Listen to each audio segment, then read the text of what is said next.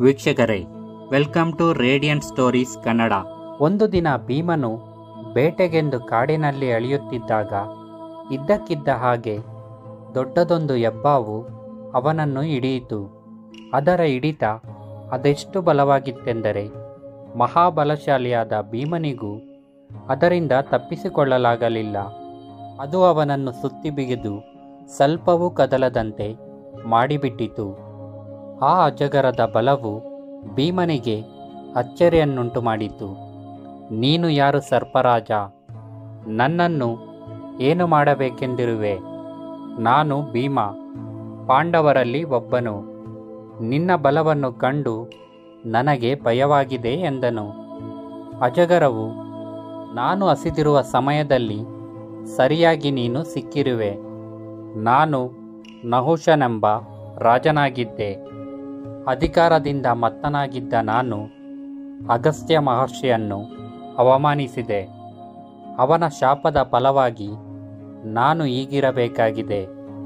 ಧರ್ಮರಾಜನು ಬಂದು ನೀನು ಕೇಳುವ ಪ್ರಶ್ನೆಗಳಿಗೆ ಸಮರ್ಪಕವಾಗಿ ಉತ್ತರಗಳನ್ನು ಕೊಟ್ಟು ನಿನ್ನನ್ನು ಮುಕ್ತಗೊಳಿಸುವವನು ಎಂದು ಶಾಪ ವಿಮೋಚನೆಯನ್ನು ಅಗಸ್ತ್ಯನು ಹೇಳಿದನು.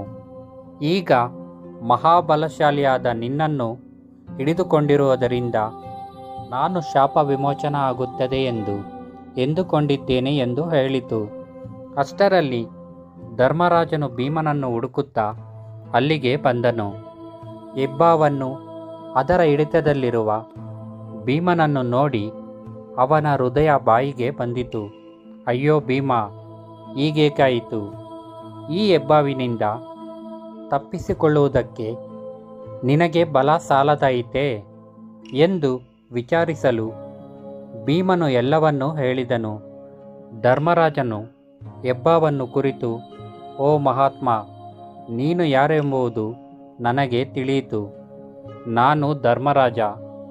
ಈವರೆಗೆ ನನ್ನ ತಮ್ಮನಾದ ಇವನ ಬಲವನ್ನು ಆಳಿಕೊಂಡವರೇ ಇರಲಿಲ್ಲ. ನಿನ್ನ ಬಲವು ಅಗಾಧವಾದುದೇ ಸರಿ. ನಿನಗೆ ಯಾವ ಆಹಾರ ಬೇಕು ತಿಳಿಸು, ನಾನು ತಂದುಕೊಡುವೆ. ನನ್ನ ತಮ್ಮನನ್ನು ಮಾತ್ರ ಬಿಟ್ಟುಬಿಡು ಎಂದು ಕೇಳಿಕೊಂಡನು. ಹೆಬ್ಬಾವು, ನಾನು ನಹುಷ ಎಂದ ಕ್ಷಣ ಧರ್ಮರಾಜನು ಅವನಿಗೆ ನಮಸ್ಕರಿಸಿದನು. ಇಂದ್ರನ ಆಸ್ಥಾನದಲ್ಲಿ ಸ್ಥಾನ ಸಂಪಾದಿಸಿಕೊಂಡಿದ್ದ ಅವನ ಪೂರ್ವಜರಲ್ಲೊಬ್ಬನಾದ ನಹುಷ ಚಕ್ರವರ್ತಿಯ ಹೆಸರು ಭೂಮಿಯಲ್ಲಿ ಮನೆ ಮಾತಾಗಿತ್ತು. ಅಂಥವನು ಈಗ ಅಜಗರನಾಗಿದ್ದಾನೆ. ಧರ್ಮರಾಜನಿಗೆ ನಂಬಲೇ ಆಗಲಿಲ್ಲ. ಅಗಸ್ತ್ಯನ ಶಾಪವನ್ನು ಯುಧಿಷ್ಠಿರನಿಂದ ಆಗಬೇಕಾಗಿರುವ ಅದರ ವಿಮೋಚನೆಯನ್ನು ನಹುಷನು ವಿವರಿಸಿ, ಇದು ನನಗೆ ಇರುವ ಏಕಮಂತ್ರ ಅವಕಾಶ. ನಿನ್ನ ತಮ್ಮನ ಜೀವ ಈಗ ನನ್ನ ಕೈಯಲ್ಲಿದೆ.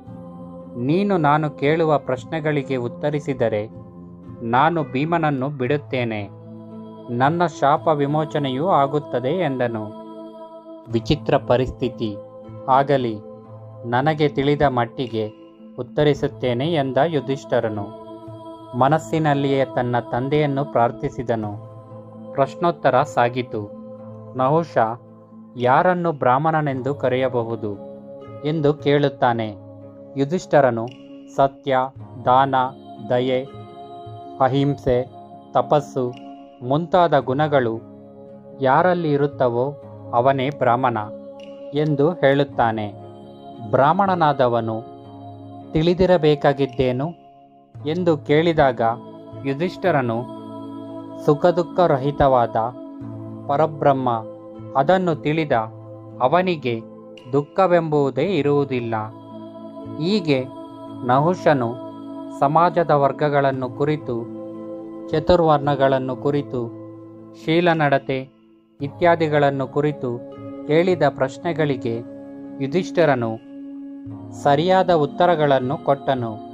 ಕೇಳಿದವರಿಗೆ ನೋವಾಗದಂತೆ ತನ್ನ ಅಹಂಕಾರ ಸ್ವಲ್ಪವೂ ತೋರಿಸದೆ ಸಭ್ಯತೆ ಶಿಷ್ಟತೆಗಳಿಂದ ಮಾತನಾಡುವ ಕಲೆಯನ್ನು ಧರ್ಮರಾಜನಿಂದ ಕಲಿಯಬೇಕು.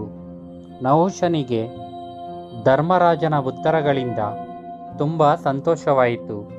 ಯುಧಿಷ್ಠಿರ, ನಾನು ನೋಡಿದ ವಿವೇಕಿಗಳಲ್ಲೇ ನೀನೇ ಶ್ರೇಷ್ಠವಾದವನು. ಇಗೋ, ನಾನು ಭೀಮನನ್ನು ಬಿಡುತ್ತಿದ್ದೇನೆ.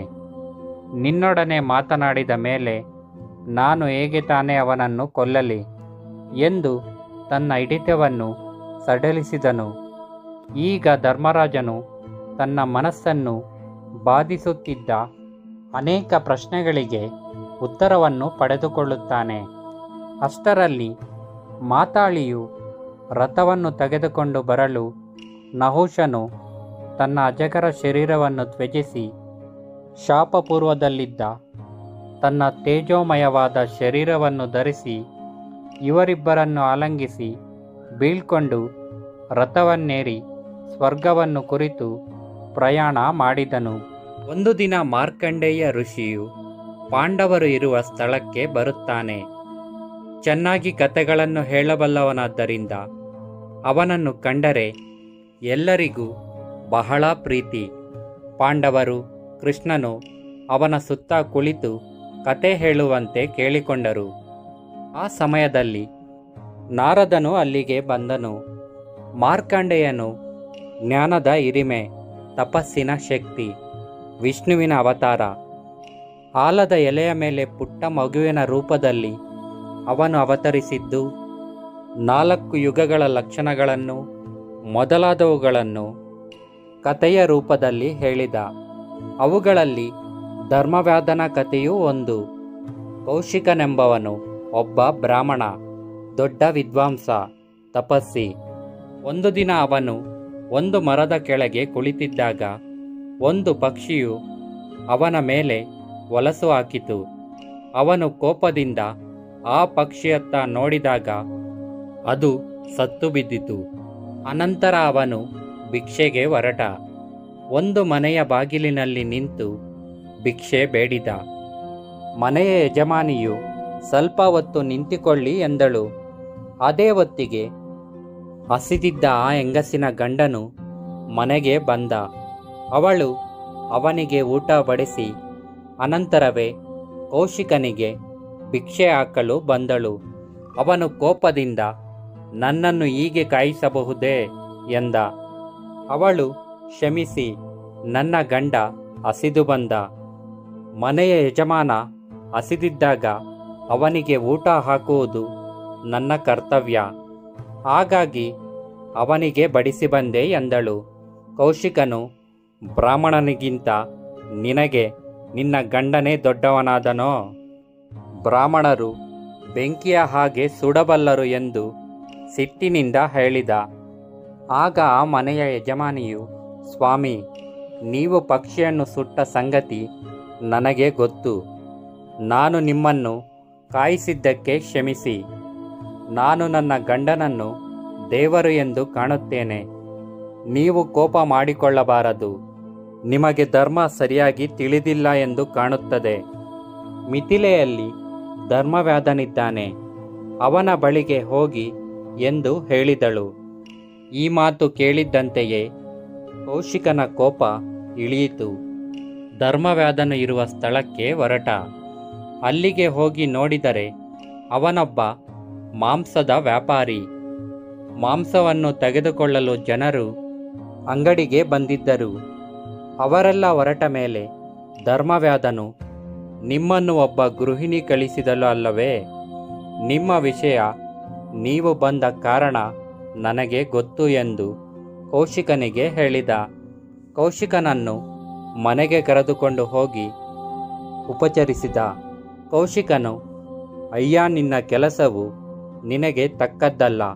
ಇದನ್ನು ನೋಡಿ ನನಗೆ ವ್ಯಸನವಾಗುತ್ತಿದೆ ಎಂದ. ವ್ಯಾಧನು, ಇದು ನನಗೆ ನನ್ನ ಹಿರಿಯರಿಂದ ಬಂದ ವೃತ್ತಿ. ಇದನ್ನು ಪ್ರಾಮಾಣಿಕವಾಗಿ ನಡೆಸಿಕೊಂಡು ಹೋಗುತ್ತಿದ್ದೇನೆ. ವೃದ್ಧ ತಂದೆ ತಾಯಿಯರ ಸೇವೆ ಮಾಡುತ್ತೇನೆ. ನನ್ನಿಂದಾದಷ್ಟು ದಾನ ಮಾಡುತ್ತೇನೆ. ಪ್ರಾಣಿಗಳನ್ನು ನಾನು ಕೊಲ್ಲುವುದಿಲ್ಲ. ಅವುಗಳ ಮಾಂಸವನ್ನು ಮಾರುತ್ತೇನೆ. ಅದನ್ನು ತಿನ್ನುವುದಿಲ್ಲ. ಪಾಪ ಮಾಡಿದವರು ನಾಶವಾಗುತ್ತಾರೆ. ಆಸೆಯೇ ಪಾಪದ ಮೂಲ ಎಂದು ಹೇಳಿದನು. ನಂತರ ತಂದೆ ತಾಯಿಯರನ್ನು ತೋರಿಸಿ ಅವರಿಗೆ ಸಾಷ್ಟಾಂಗ ನಮಸ್ಕಾರ ಮಾಡಿದ. ನಂತರ, ಇವರೇ ನನ್ನ ದೇವರು, ನಿನ್ನ ಅಧ್ಯಯನಕ್ಕಾಗಿ ನಿನ್ನ ವೃದ್ಧ ತಂದೆ ತಾಯಿಯರನ್ನು ಬಿಟ್ಟು ಬಂದಿರುವೆ, ಭಕ್ತಿಯಿಂದ ಅವರ ಸೇವೆ ಮಾಡು ಎಂದು ಹೇಳಿದ. ತನ್ನ ಪಾಲಿಗೆ ಬಂದ ಕರ್ತವ್ಯವನ್ನು ಶ್ರದ್ಧೆಯಿಂದ ಮಾಡುವುದು, ಪಾಪದಿಂದ ದೂರ ಇರುವುದು, ಕೋಪದಿಂದ ದೂರ ಉಳಿಯುವುದು, ಹಿಂಸೆಯನ್ನು ಆಚರಿಸದೇ ಇರುವುದು, ದಾನ ಮಾಡುವುದು, ಇವುಗಳು ಬದುಕಿನಲ್ಲಿ ಮುಖ್ಯ ಎಂದು ಕೌಶಿಕನು ತಿಳಿದುಕೊಳ್ಳುತ್ತಾನೆ. ದುರ್ಯೋಧನನ ಮನಃಶಾಂತಿ ಕೊನೆಗೊಳ್ಳುತ್ತಾ ಬಂದಿತು. 13 ವರ್ಷಗಳೆಂದರೆ ತುಂಬ ದೀರ್ಘಕಾಲ ಎಂದುಕೊಂಡಿದ್ದ. ಆದರೆ ಈಗ ಬೇಗ ಮುಗಿಯುತ್ತಿದೆ ಎಂದು ಯೋಚಿಸಲಾರಂಭಿಸಿದ. ಒಂದು ದಿನ ಆಸ್ಥಾನಕ್ಕೆ ಬಂದ ಬ್ರಾಹ್ಮಣನೊಬ್ಬನನ್ನು ಧೃತರಾಷ್ಟ್ರನು ಪಾಂಡವರ ಯೋಗಕ್ಷೇಮದ ಬಗ್ಗೆ ವಿಚಾರಿಸಿದಾಗ ಅವನು ಗಂಟೆಗಟ್ಟಲೆ ಭೀಮಾರ್ಜುನರ ಸಾಹಸಗಳನ್ನು, ಅವರುಗಳ ಯಾತ್ರೆಯನ್ನು, ಅರ್ಜುನನ ತಪಸ್ಸು, ಅಸ್ತ್ರ ಸಂಪಾದನೆ, ಇಂದ್ರನಿಗಾಗಿ ಕಾಳಕೇಯರನ್ನು ಕೊಂದದ್ದು ಎಲ್ಲವನ್ನೂ ವಿವರವಾಗಿ ತಿಳಿಸಿದ. ಅವನು ಹೊರಟು ಹೋದ ಮೇಲೆ ರಾಜನಿಗೆ ಮತ್ತೆ ತಾನು ಮಾಡಿದ ಅನ್ಯಾಯ ನೆನಪಾಗುತ್ತದೆ. ಬ್ರಾಹ್ಮಣನ ಮಾತುಗಳು ಸಹಜವಾಗಿಯೇ ದುರ್ಯೋಧನನಿಗೆ ಇಷ್ಟವಾಗದಂತಾಯಿತು. ಆಗ ಶಕುನಿ ಕರ್ಣನು ಸೇರಿ ತಾವು ಪಾಂಡವರಿಗಿಂತ ಹೆಚ್ಚು ಶಕ್ತಿವಂತರು ಎಂದು ದುರ್ಯೋಧನನನ್ನು ನಂಬಿಸಲು ಅವರು ಯತ್ನಿಸಲಾರಂಭಿಸಿದರು. ಅಲ್ಲದೆ ಪಾಂಡವರನ್ನು ನೋಯಿಸುವ ಸಲುವಾಗಿ ಘೋಷಯಾತ್ರೆಯೊಂದನ್ನು ಕೈಗೊಳ್ಳುವುದೊಂದು ಯೋಚನೆ ಹಾಕಿದರು. ರಾಣಿ ವಾಸದವರನ್ನು, ದಾಸಿಯರನ್ನು ಕರೆದುಕೊಂಡು ಕಾಮ್ಯಕವನಕ್ಕೆ ಕ್ರೀಡಿಸುವುದಕ್ಕೆಂಬ ನೆಪದಲ್ಲಿ ಹೋಗುವುದು, ಅಲ್ಲಿ ತಮ್ಮ ವೈಭವವನ್ನು ಕಂಡು ಪಾಂಡವರಿಗೆ ಖಂಡಿತವಾಗಿಯೂ ಅಸೂಯೆ ಉಂಟಾಗುತ್ತದೆ. ತಮ್ಮ ರಾಣಿಯರನ್ನು ಕಂಡ ದ್ರೌಪದಿಯು ಹೊಟ್ಟೆ ಕಿಚ್ಚಿನಿಂದ ಬೇಯುವಳು. ಪಾಂಡವರು ಕಾಡಿನಲ್ಲಿ ಕಷ್ಟಪಡುತ್ತಿರುವುದನ್ನು ತಾವು ಕಣ್ಣಾರೆ ನೋಡಿ ಸಂತೋಷಿಸಬಹುದು. ದೈತ್ಯವನದ ಪಕ್ಕದಲ್ಲಿ ಹೇಗೂ ನಮ್ಮ ಗೋವುಗಳ ಸಂಗ್ರಹವಿದೆ, ಅವುಗಳನ್ನು ನೋಡುವ ನೆಪದಲ್ಲಿ ಅಲ್ಲಿಗೆ ಹೋಗಬಹುದು. ಈ ಕಾರಣಕ್ಕೆ ರಾಜನು ಇಲ್ಲವೆನ್ನುವುದಿಲ್ಲ. ನಿಜವಾದ ಕಾರಣವನ್ನು ಅವನಿಗೆ ಆಮೇಲೆ ಹೇಳಿದರಾಯಿತು. ಹೀಗೆ ಯೋಚಿಸಿ ಅವರು ಅಂತೆಯೇ ತಮ್ಮ ಯೋಚನೆಗೆ ರಾಜನ ಅಪ್ಪಣೆಯನ್ನು ಪಡೆದುಕೊಂಡರು. ಘೋಷಯಾತ್ರೆಗೆ ಸಿದ್ಧತೆ ನಡೆಯಿತು. ಕೌರವರು ದೈತ್ಯವನಕ್ಕೆ ತೆರಳಿದರು. ದುರ್ಯೋಧನ, ದುಶ್ಯಾಸನ, ರಾಧೇಯ, ಶಕುನಿ ಜೊತೆಗೆ ಇವರ ಹೆಂಡಂದಿರು, ಸಹಸ್ರರು, ದಾಸಿಯರು ಎಲ್ಲರೂ ಸರೋವರದ ಬಳಿ ತಂಗಿದರು. ಹಸುಗಳ ವೀಕ್ಷಣೆ ಬೇಗನೆ ಮುಗಿಯಿತು. ನಂತರ ಪರಿವಾರವು ಬೇಟೆಗೆ ಹೊರಟಿತು. ಅವರು ಸುಂದರವಾದ ಕಾಡಿನಲ್ಲಿ ಅಲೆದಾಡಿದರು. ನಂತರ ದುರ್ಯೋಧನನ ಆಜ್ಞೆಯಂತೆ ಅವನ ಸೇವಕರು ಸರೋವರದ ದಡದಲ್ಲಿ ಆಟದ ಮೈದಾನವನ್ನು ಸ್ಥಾಪಿಸಲು ಪ್ರಯತ್ನಿಸಿದರು. ಆದರೆ ಅವರನ್ನು ಗಾಂಧರ್ವರು ತಡೆಯುತ್ತಾರೆ. ಈ ಸುದ್ದಿ ದುರ್ಯೋಧನನ ಕಿವಿಗೆ ಬಿದ್ದಾಗ ಅವನು ತನ್ನ ಸೈನ್ಯವನ್ನು ಗಾಂಧರ್ವರನ್ನು ಎದುರಿಸಲು ಕಳುಹಿಸುತ್ತಾನೆ. ಸೈನಿಕರು ಗಾಂಧರ್ವರಿಗೆ ಹೇಳಿದರು, ನಮ್ಮ ರಾಜನು ಇಲ್ಲಿ ಆಟವಾಡಲು ಇಷ್ಟಪಡುತ್ತಿದ್ದಾನೆ, ದಾರಿ ಬಿಡಿ ಎಂದು ಹೇಳುತ್ತಾರೆ. ಆಗ ಗಾಂಧರ್ವರು ಅವರನ್ನು ಗೇಲಿ ಮಾಡುತ್ತಾ, ನಿಮ್ಮ ರಾಜ ದುರ್ಯೋಧನ ಮೂರ್ಖ, ಆತನು ನಮ್ಮನ್ನು ತನ್ನ ಸೇವಕರೆಂದು ಪರಿಗಣಿಸುತ್ತಿದ್ದಾನೋ? ನಾವು ದೇವತೆಗಳು ಮತ್ತು ಅವನ ಆದೇಶಗಳಿಗೆ ಬದ್ಧರಲ್ಲ. ನೀವೆಲ್ಲರೂ ಹುಚ್ಚರಾಗಿದ್ದೀರಿ, ಏಕೆಂದರೆ ನೀವು ಅವನ ಆದೇಶದಂತೆ ಇಲ್ಲಿಗೆ ಬಂದಿದ್ದೀರಿ. ನೀವು ಬದುಕಬೇಕೆಂದಿದ್ದರೆ ನಿಮ್ಮ ಕೌರವ ರಾಜನ ಕಡೆಗೆ ಓಡಿ ಹೋಗಿ ಎಂದು ಹೇಳುತ್ತಾರೆ. ಇದನ್ನು ಕೇಳಿ ದುರ್ಯೋಧನನಿಗೆ ಕೋಪ ಬಂತು. ದೇವೇಂದ್ರನು ತನ್ನ ದೇವತೆಗಳ ಪರಿವಾರದ ಜೊತೆಗೆ ಇಲ್ಲಿದ್ದರೂ ನಾನು ಹೆದರುವುದಿಲ್ಲ, ಮುಂದೆ ಹೋಗು, ನನ್ನ ಮಾತಿಗೆ ವಿರುದ್ಧವಾದವರನ್ನು ಶಿಕ್ಷಿಸು ಎಂದು ಹೇಳಿದಾಗ ಅದರಂತೆ ಸೈನಿಕರು ಸಿಂಹಗಳಂತೆ ಗರ್ಜಿಸುತ್ತಾ ಕೋಪದಿಂದ ಗಾಂಧರ್ವರ ಕಡೆಗೆ ಹೋಗುತ್ತಾರೆ. ಗಾಂಧರ್ವರು ಹಿತವಾದ ಮಾತುಗಳಿಂದ ಅವರನ್ನು ಉಳಿಸಿಕೊಳ್ಳಲು ಪ್ರಯತ್ನಿಸಿದರು. ಸೈನಿಕರು ತಮ್ಮ ಮಾತನ್ನು ಕೇಳುವುದಿಲ್ಲ ಎಂದು ತಿಳಿದಾಗ ಅವರು ತಮ್ಮ ಶಸ್ತ್ರಾಸ್ತ್ರಗಳೊಂದಿಗೆ ಸಿದ್ಧರಾಗಿ ಯುದ್ಧಕ್ಕೆ ಕರೆ ನೀಡಿದರು. ಕೌರವ ಸೈನ್ಯವು ಗಾಂಧರ್ವರ ದಾಳಿಯನ್ನು ಸಹಿಸಲಾರದೆ ಸೋತು ಹಿಂದಕ್ಕೆ ಧಾವಿಸಿತು. ದುರ್ಯೋಧನ, ಶಕುನಿ ಮತ್ತು ಇತರ ನಾಯಕರು ಮುಂದೆ ಬಂದು ಅವರೊಂದಿಗೆ ಹೋರಾಡಿದರು. ಯುದ್ಧವು ಈಗ ಕೌರವರ ಪರವಾಗಿ ನಡೆಯುತ್ತಿದೆ ಎಂದು ತೋರುತ್ತಿದ್ದಂತೆ ಗಾಂಧರ್ವರು ಮಾಂತ್ರಿಕ ಯುದ್ಧವನ್ನು ಆಶ್ರಯಿಸಿದರು. ಕರ್ಣನು ಅವರ ದಾಳಿಯನ್ನು ಸಹಿಸಲಾರದೆ ತನ್ನ ಕತ್ತಿ ಮತ್ತು ಗುರಾಣಿಯೊಂದಿಗೆ ವಿಕರ್ಣನ ರಥಕ್ಕೆ ಹಾರಿದನು. ಆ ಸ್ಥಳದಿಂದ ಪರಾರಿಯಾಗುತ್ತಾನೆ. ಗಾಂಧರ್ವರು ದುರ್ಯೋಧನ, ದುಶ್ಯಾಸನ ಮತ್ತು ಇತರರನ್ನು ವಶಪಡಿಸಿಕೊಳ್ಳುತ್ತಾರೆ. ಇದನ್ನು ನೋಡುತ್ತಾ ಪರಿವಾರದಲ್ಲಿದ್ದ ಸೈನಿಕರು, ವ್ಯಾಪಾರಿಗಳು ಮತ್ತು ಸಾಮಾನ್ಯರು ಕೌರವರನ್ನು ಗಾಂಧರ್ವರ ಹಿಡಿತದಿಂದ ಮುಕ್ತಗೊಳಿಸಲು ಸಹಾಯ ಮಾಡಲು ಧರ್ಮರಾಜನನ್ನು ವಿನಂತಿಸಿದರು.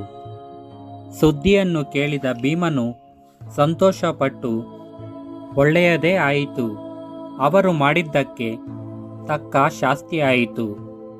ನಾವು ಕಷ್ಟಪಡುತ್ತಿರುವುದನ್ನು ನೋಡಿ ಆನಂದಿಸುವುದಕ್ಕೆ ಬಂದವರಿಗೆ ಹಾಗೆ ಆಗಬೇಕು. ನಾವು ಮಾಡಬೇಕಾಗಿರುವುದನ್ನು ಗಾಂಧರ್ವರೇ ಮಾಡಿದರು ಎಂದನು. ದುರ್ಯೋಧನನ ದುರದೃಷ್ಟದ ಬಗ್ಗೆ ಭೀಮನು ಹೀಗೆ ಹೇಳುತ್ತಿರುವುದು ಧರ್ಮರಾಜನಿಗೆ ಹಿಡಿಸಲಿಲ್ಲ. ಆಗ ಅವನು, ಭೀಮ, ನೀನು ಹೇಳುತ್ತಿರುವುದು ನನಗೆ ಸರಿ ಎನಿಸುವುದಿಲ್ಲ. ನಮ್ಮ ಸಹಾಯಕ್ಕಾಗಿ ಬಂದಿದ್ದವರನ್ನು ನೀನು ಹೀಗೆನ್ನುತ್ತಿದ್ದೀಯಲ್ಲ. ಸಂಬಂಧಿಕರ ನಡುವೆ ಜಗಳ ಬರುತ್ತದೆ ಹೋಗುತ್ತದೆ, ಆದರೆ ನಂಟು ಹೋಗುತ್ತದೆಯೇ? ಅವರು ನಮ್ಮ ಶತ್ರುಗಳೇ ಆಗಿರಬಹುದು, ಆದರೆ ರಕ್ತ ಸಂಬಂಧಿಗಳಲ್ಲವೇ? ನಮ್ಮ ನಡುವೆ ಸ್ನೇಹವಿಲ್ಲದಿರಬಹುದು, ಆದರೆ ಮೂರನೆಯವನೆದುರು ನಾವು ಒಂದಾಗಿರಬೇಕು ಅಲ್ಲವೇ? ನಾವು 100 ಜನ ಎದುರು 5 ನಿಜ, ಆದರೆ ಶತ್ರುವಿನೆದುರು 105 ಜನ. ಅವರು ನಮ್ಮನ್ನು ಇಷ್ಟೆಲ್ಲ ವರ್ಷಗಳು ಗೋಳುಗುಟ್ಟಿಸಿದ ಪಾಪಿಗಳು ನಿಜ. ತಮ್ಮ ಸಿರಿಯ ವೈಭವವನ್ನು ನಮ್ಮ ಮುಖಕ್ಕೆ ತಿಕ್ಕಿ ಸಂತೋಷಪಡಲು ಬಂದವರೆಂಬುದು ನಿಜ. ಆದರೆ ಭೀಮ, ಅವರು ಸಹಾಯಕ್ಕಾಗಿ ಬೇಡುತ್ತಿದ್ದಾರೆ. ಹೆಂಗಸರು, ಮಕ್ಕಳು ಕಷ್ಟದಲ್ಲಿದ್ದಾರೆ. ಕುರುವಂಶದ ಮರ್ಯಾದೆ ಹೋಗುವ ಸಂದರ್ಭ ಒದಗಿದೆ. ಹೋಗು, ಅರ್ಜುನ, ನಕುಲ, ಸಹದೇವರುಗಳನ್ನು ಕರೆದುಕೊಂಡು ಹೋಗಿ ಯುದ್ಧ ಮಾಡು ಬೇಗ ಎಂದನು. ಭೀಮನ ಸಿಟ್ಟು ನೆತ್ತಿಗೇರಿತು. ಕಣ್ಣುಗಳು ಕೆಂಪಾದವು. ಏನು ಮಾಡುವುದಕ್ಕೆ ಹೊರಟಿರುವೆ ಅಣ್ಣ?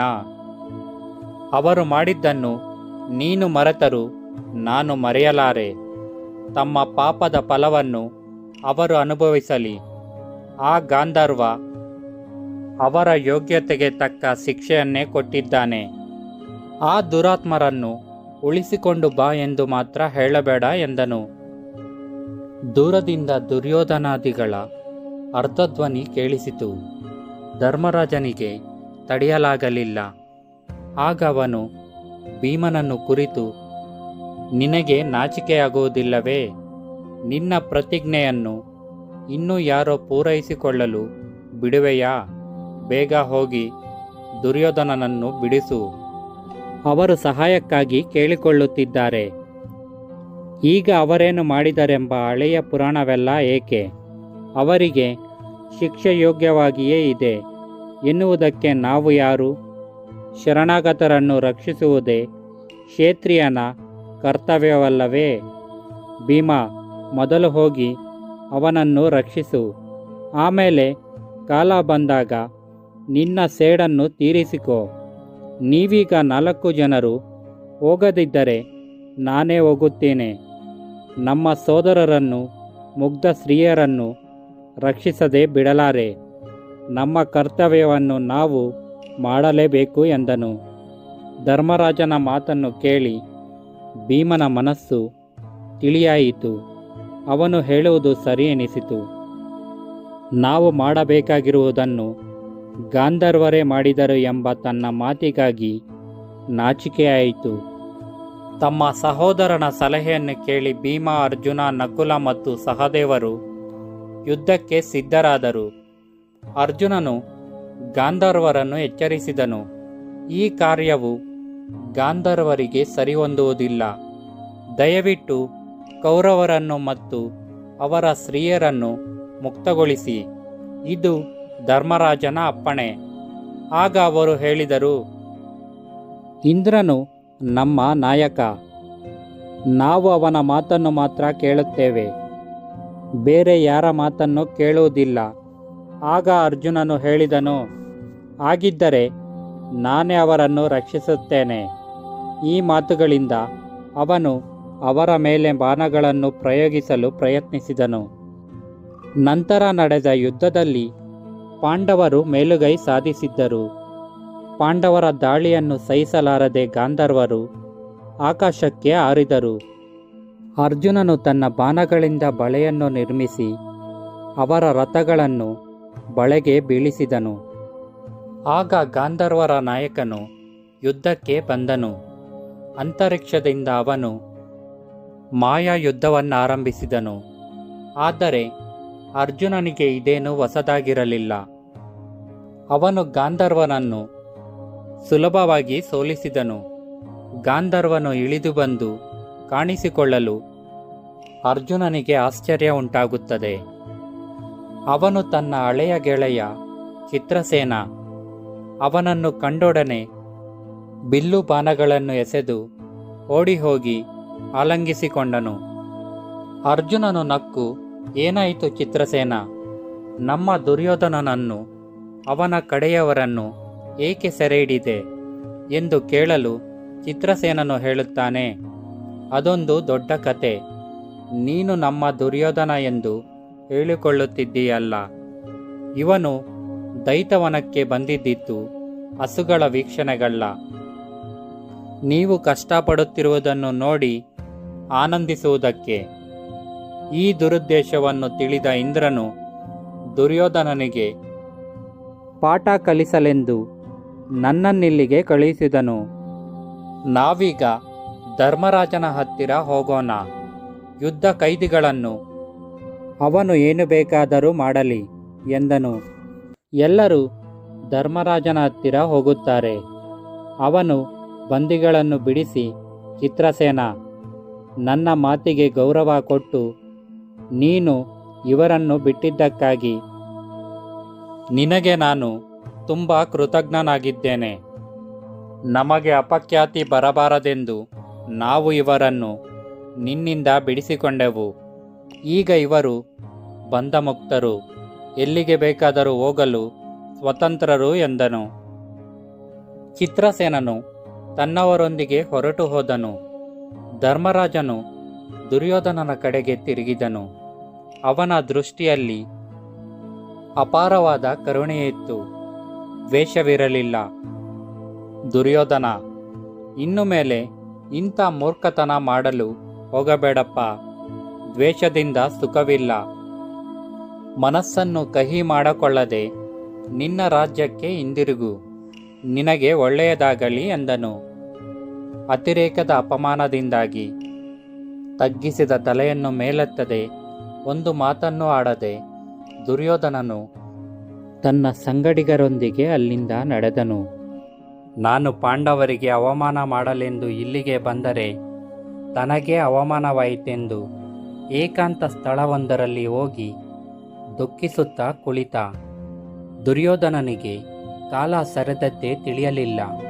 ಇದ್ದಕ್ಕಿದ್ದಂತೆ ಕರ್ಣನ ಧ್ವನಿ ಕೇಳಿಸಿತು.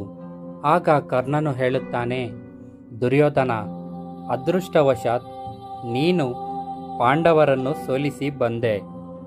ನಾವು ಮತ್ತೆ ಭೇಟಿಯಾಗುತ್ತೇವೆಂದು ನಾನು ಖಂಡಿತ ಅಂದ್ಕೊಂಡಿರಲಿಲ್ಲ. ನಾನು ಶಕ್ತಿ ಮೀರಿ ಪ್ರಯತ್ನಿಸಿದೆ, ಆದರೆ ಅವನ ಬಾಣಗಳ ಸುರಿಮಳೆಯನ್ನು ತಡೆಯದಾದೆ. ಅವನು ಮಹಾಯುದ್ಧಕ್ಕಿಳಿಸಿದಾಗ ಹಿಮ್ಮೆಟ್ಟದೆ ವಿಧಿಯೇ ಇರಲಿಲ್ಲ. ನನಗೆ ಸಾಧ್ಯವಾಗದೇ ಇರುವುದನ್ನು ನೀನು ಸಾಧಿಸಿದೆ. ನಿನ್ನಂಥ ವೀರ ಇನ್ನೊಬ್ಬನಿಲ್ಲ. ಅವರನ್ನು ಬಂದ ದಾರಿಯಲ್ಲೇ ಹಿಂದಿರುಗುವಂತೆ ಮಾಡಿದೆ. ನಾನು ಆರ್ಥಿಕವಾಗಿ ನಿನ್ನನ್ನು ಅಭಿನಂದಿಸುತ್ತಿದ್ದೇನೆ ಎಂದು ಹೇಳಿದಾಗ ಬಡಪಾಯಿ ದುರ್ಯೋಧನನಿಗೆ ಇನ್ನೂ ಹೆಚ್ಚು ಕೇಳಲಾಗಲಿಲ್ಲ. ಆಗ ದುರ್ಯೋಧನನು ಹೇಳುತ್ತಾನೆ, ನಿನಗೇನು ತಿಳಿಯದೆಂದು ನನಗೆ ಗೊತ್ತಾಯಿತು. ನಾನಾಗಲಿ ಶಕುನಿ ದುಶ್ಯಾಸನರುಗಳಾಗಲಿ ಅವರನ್ನು ಎದುರಿಸಲಾರದೆ ಸಂಪೂರ್ಣವಾಗಿ ಸೋತು ಹೋದೆವು ಎಂದು ನಡೆದಿರುವುದೆಲ್ಲವನ್ನೂ ತಿಳಿಸಿದನು. ಅರ್ಜುನನು ತನ್ನ ಗೆಳೆಯ ಚಿತ್ರಸೇನನಿಗೆ ಸ್ನೇಹದ ಸಲುಗೆಯಿಂದ ದುರ್ಯೋಧನನನ್ನು ಅವನ ಕಡೆಯ ಹೆಂಗಸರನ್ನು ಬಿಡು ಎಂದು ಆಜ್ಞಾಪಿಸಿದ್ದನ್ನು ತಿಳಿಸಿದ. ಚಿತ್ರಸೇನನು ತನ್ನ ಯೋಜನೆಯೆಲ್ಲವನ್ನು ಅರ್ಜುನನಿಗೆ ತಿಳಿಸಿಬಿಟ್ಟಾಗ ಹೇಗೆ ತನಗೆ ನಾಚಿಕೆಯಿಂದ ತಲೆ ಎತ್ತುವಂತಾಗಲಿಲ್ಲ ಎಂಬುದನ್ನು ತಿಳಿಸಿದನು. ನಮ್ಮನ್ನೆಲ್ಲ ಹಗ್ಗಗಳಿಂದ ಬಂಧಿಸಿ ಧರ್ಮರಾಜನ ಮುಂದೆ ನಿಲ್ಲಿಸಿ ನಮ್ಮನ್ನು ಏನು ಮಾಡಬೇಕೆಂಬುದನ್ನು ಅವನ ವಿವೇಚನೆಗೆ ಬಿಟ್ಟಾಗ ಹೇಗೆ ಭೂಮಿ ಬಾಯಿಬಿಟ್ಟು ತನ್ನನ್ನು ನುಂಗಿಬಿಡಬಾರದೇ ಎನಿಸಿತು ಎಂಬುದನ್ನು ಹೇಳಿಕೊಂಡನು. ಯಾವನನ್ನು ನಾವು ದ್ಯೂತದಲ್ಲಿ ಅತ್ಯಂತವಾಗಿ ಅವಮಾನಿಸಿದ್ದವೋ ಅವನ ಮುಂದೆಯೇ ನಮ್ಮನ್ನು ಹಾಗೆ ಒಯ್ದು ನಿಲ್ಲಿಸಿದ. ಇದಕ್ಕಿಂತ ಹೀನವಾದದ್ದು ಇನ್ನೇನಿದೆ? ಹಾಗೆ ನಿಂತ ನಮ್ಮನ್ನು, ನಮ್ಮ ಹೆಂಗಸರನ್ನು ಆ ನನ್ನ ಪರಮಶತ್ರುವು ಉದಾರವಾಗಿ ಕ್ಷಮಿಸಿ ಬಿಡುಗಡೆ ಮಾಡಿಸಿದನು. ನಾನು ಅವರನ್ನು ಯುದ್ಧರಂಗದಲ್ಲಿ ಸೋಲಿಸಬೇಕೆಂದಿರುವೆನು. ಆಗದಿದ್ದರೆ ವೀರ ಸ್ವರ್ಗವನ್ನಾದರೂ ಪಡೆಯಬೇಕೆಂದಿದ್ದೇನೆ.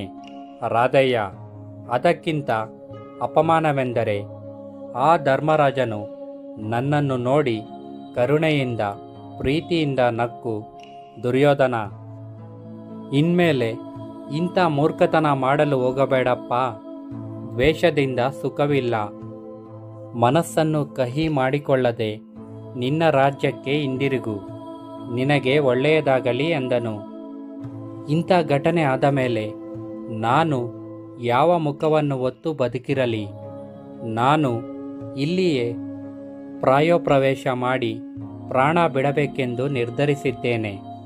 ನೀವೆಲ್ಲ ಹಸ್ತಿನಾಪುರಕ್ಕೆ ಹಿಂದಿರುಗಿ. ದುಶ್ಯಾಸನ, ನೀನು ಶಕುನಿ ರಾಧೆಯರ ಸಹಾಯದಿಂದ ರಾಜ್ಯವಾಳು. ಈವರೆಗೆ ನಾನು ನನ್ನ ಅದೃಷ್ಟದಿಂದಾಗಿ ಯುವರಾಜ ಪಟ್ಟದಿಂದಾಗಿ ದುರಂಕಾರಿಯಾಗಿದ್ದೆ. ನನ್ನದೇ ತಪ್ಪಿನಿಂದ ಈಗ ಈ ಗತಿಯನ್ನು ತಂದಿಕೊಂಡೆ. ಶತ್ರುವಿನ ಕರುಣೆಯಿಂದ ಅನುಗ್ರಹಿಸಲ್ಪಟ್ಟ ಈ ಜೀವವನ್ನು ನಾನು ಹೇಗೆ ಹೊರೆಯಲಿ? ನಾನು ಇನ್ನು ಮುಂದೆ ಬದುಕಿರಲಾರೆ ಎಂದು ಹೇಳುತ್ತಾನೆ. ಆಗ ದುಶ್ಯಾಸನನು ಅವನ ಕಾಳುಗಳನ್ನು ಭದ್ರವಾಗಿ ಹಿಡಿದು ಅರ್ಥನಾಗಿ ರೋಗಿಸುತ್ತಾ, ಇದೆಂಥ ಮಾತು ಅಣ್ಣ? ನೀನೇಕೆ ಸಾಯಬೇಕು? ನಾನೇಕೆ ರಾಜ್ಯವಾಳಬೇಕು? ಇದು ಹೇಗೆ ತಾನೇ ಸಾಧ್ಯ? ತಮ್ಮಂದಿರ ಮೇಲಿನ ನಿನ್ನ ಪ್ರೀತಿ ಇಷ್ಟೇನಾ? ಪಾಂಡವರಿಗೆ ಧರ್ಮರಾಜನು ಹೇಗೋ ಹಾಗೆ ನಮಗೆ ನೀನು ನಮ್ಮನ್ನು ತೊರೆದರೆ ನಾವು ಖಂಡಿತವಾಗಿಯೂ ಬದುಕಿರುವುದಿಲ್ಲ. ದಯವಿಟ್ಟು ನಿನ್ನ ಯೋಚನೆಯನ್ನು ಬಿಟ್ಟು ಶಾಂತನಾಗು. ನಡೆದುದನ್ನು ಮರೆತು ಬಿಡು ಎಂದನು. ದುಃಖವನ್ನು ತಡೆಯಲಾಗದೆ ಅಣ್ಣನಿಗಿಂತ ಹೆಚ್ಚಾಗಿ ಅವನೇ ಗಟ್ಟಿಯಾಗಿ ಅಳತೊಡಗಿದನು. ರಾಧೆಯನು, ಮಹಾರಾಜ, ಇಲ್ಲಿ ಅಳುವುದಕ್ಕೇನಿದೆ? ನಾವು ಮಾಡಿದ್ದೊಂದು ಕುಚೇಷ್ಟೆ. ಅದು ನಾವೆನಿಸಿದಂತೆ ಯಶಸ್ವಿಯಾಗಲಿಲ್ಲ ಅಷ್ಟೇ. ಈಗ ಅದನ್ನು ನಾವು ಮರೆತು ಬಿಡಬೇಕು. ಪಾಂಡವರು ಧರ್ಮನಿಷ್ಠರೆಂಬುದು ನಮಗೆ ಗೊತ್ತೇ ಇದೆ. ಕಷ್ಟದಲ್ಲಿರುವವರನ್ನು ಕಾಪಾಡುವುದು ಕ್ಷೇತ್ರೀಯ ಧರ್ಮವನ್ನು ಅವರು ಪಾಲಿಸಿದ್ದಾರೆ ಅಷ್ಟೇ. ನಡೆದಿರುವುದೇನೋ ದುರದೃಷ್ಟಕರ. ಅದನ್ನು ಅಷ್ಟೊಂದು ಮನಸ್ಸಿಗೆ ಹಚ್ಚಿಕೊಳ್ಳದೆ ನೀನು ಗಟ್ಟಿಯಾಗಬೇಕು. ಪ್ರಾಯೋಪ್ರವೇಶದಂಥ ಅತಿರೇಕದ ತೀರ್ಮಾನದಿಂದ ನಮ್ಮನ್ನೆಲ್ಲ ನೋಯಿಸುವುದು ತರವೇ? ಅಂಥ ಯೋಚನೆ ಬಿಟ್ಟು ಹಸ್ತಿನಾಪುರಕ್ಕೆ ಬಾ. ದುರ್ಯೋಧನನಿಲ್ಲದೆ ನಮಗೆ ಜೀವನವಿಲ್ಲ. ನೀನಿಲ್ಲದೆ ಯಾರು ತಾನೇ ಇರುತ್ತಾರೆ? ನೀನು ಬಂದು ರಾಜ್ಯವಾಳು. ಇಲ್ಲದಿದ್ದರೆ ನಾವು ಇಲ್ಲೇ ಪ್ರಾಯೋಪ್ರವೇಶ ಮಾಡಿ ನಿನ್ನೊಂದಿಗೆ ಪ್ರಾಣ ಬಿಡುತ್ತೇವೆ ಎಂದನು. ಆಗ ದುರ್ಯೋಧನನನ್ನು ನೋಡಿ ಕುಚೇಷ್ಟೆಯ ನಗುವನ್ನು ನಗುತ್ತಾ ನಿಂತಿದ್ದ ಶಕುನಿಯು ರಾಧೆಯ ದುಶ್ಯಾಸನರು ಹೇಳಿದ್ದನ್ನು ಕೇಳಿದೆ ಅಲ್ಲವೇ? ಈ ಒಂದು ಸಣ್ಣ ಸಂಗತಿಗೆ ನೀನು ಅಷ್ಟೊಂದು ಮಹತ್ವ ಕೊಡುವುದು ಸರಿಯಲ್ಲ. ಆತ್ಮಹತ್ಯೆ ಕ್ಷೇತ್ರಿಯನಿಗೆ ಯೋಗ್ಯವಾದುದಲ್ಲ. ನಾನು ಗೆದ್ದುಕೊಟ್ಟಿರುವ ರಾಜ್ಯವನ್ನು ಸಿರಿಯನ್ನು ಎಸೆದು ಬಿಡುತ್ತೀಯಾ? ಇಲ್ಲಿಯವರೆಗೂ ಪಾಂಡವರಿಗೆ ದುಷ್ಟತನವನ್ನೇ ತೋರಿದೆ ಎಂದು ನಿನಗನಿಸಿದ್ದರೆ ಅವರ ಕರುಣೆಯನ್ನು ನೀನು ಅವರಿಗಿಂತ ಒಳ್ಳೆಯ ನಡವಳಿಕೆಗಳಿಂದ ಹಿಂದಿರುಗಿಸು. ಕುಂತಿಯ ಮಕ್ಕಳಿಗೆ ರಾಜ್ಯವನ್ನು ಹಿಂದಿರುಗಿಸು. ಅದನ್ನು ಪುನಃ ಸಂಪಾದಿಸಬಹುದು. ಆಗ ನಿನ್ನನ್ನು 3 ಲೋಕಗಳು ಹೊಗಳುತ್ತವೆ. ಪಾಂಡವರೊಂದಿಗೆ ಸ್ನೇಹ ಮಾಡಿಕೊ. ಯುಧಿಷ್ಠಿರ ನಿನ್ನನ್ನು ಸೋದರನಂತೆ ನಡೆಸಿಕೊಂಡ. ನೀನು ಹಾಗೆಯೇ ನಡೆದುಕೋ. ಏಕೆ ಹಾಗೆ ಮಾಡುವುದಿಲ್ಲ? ಅದು ಯೋಗ್ಯ ನಡತೆ. ಅದನ್ನು ಬಿಟ್ಟು ಬೈಸ್ಕೊಂಡು ಮಗುವಿನಂತೆ ಹಠ ಹಿಡಿಯಬೇಡ. ಬದುಕಿದ್ದರೆ ಮಾತ್ರ ಶತ್ರುಗಳನ್ನು ಜಯಿಸಬಹುದು. ಈ ಮೂರ್ಖ ಯೋಚನೆಯನ್ನು ಬಿಟ್ಟುಬಿಡು ಎಂದನು. ದುರ್ಯೋಧನನು ಯಾರ ಮಾತನ್ನು ಕೇಳಲಿಲ್ಲ. ಎಲ್ಲರನ್ನೂ ಕಳಿಸಿಬಿಟ್ಟು ಒಬ್ಬನೇ ಕುಳಿತು ಧ್ಯಾನಿಸಿದನು. ಆ ರಾತ್ರಿ ಹಾಗೆಯೇ ಕಳೆಯಿತು. ಅವನ ದುಷ್ಟತನವೇ ಎದುರಿಗೆ ನಿಂತು ಅವನಿಗೆ ಬೋಧಿಸಿದಂತಾಯಿತು. ನೀನು ಈ ಭೂಮಿಯನ್ನು ಆಳುವೆ. ನಿನ್ನವರಾಗಿ ಹೋರಾಡಲು ರಾಧೇಯ, ದುಶ್ಯಾಸನ, ಭೀಷ್ಮ, ದ್ರೋಣರುಗಳು, ಅಶ್ವತ್ಥಾಮ ಎಲ್ಲರೂ ಇದ್ದಾರೆ. ಸಹಾಯ ಮಾಡಲು ಬಹು ಸ್ನೇಹಿತರಿದ್ದಾರೆ. ನೀನೇಕೆ ಸಾಯಬೇಕು? ಪಾಂಡವರಿಗೆ ನೀನೇಕೆ ಹೆದರಬೇಕು?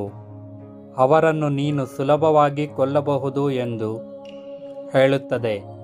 ಈ ವಿಡಿಯೋ ನಿಮಗೆ ಇಷ್ಟವಾಗಿದ್ದಲ್ಲಿ ಲೈಕ್ ಮಾಡಿ, ಶೇರ್ ಮಾಡಿ, ಕಾಮೆಂಟ್ ಮಾಡಿ, ಹಾಗೆ ಸಬ್ಸ್ಕ್ರೈಬ್ ಮಾಡಿ.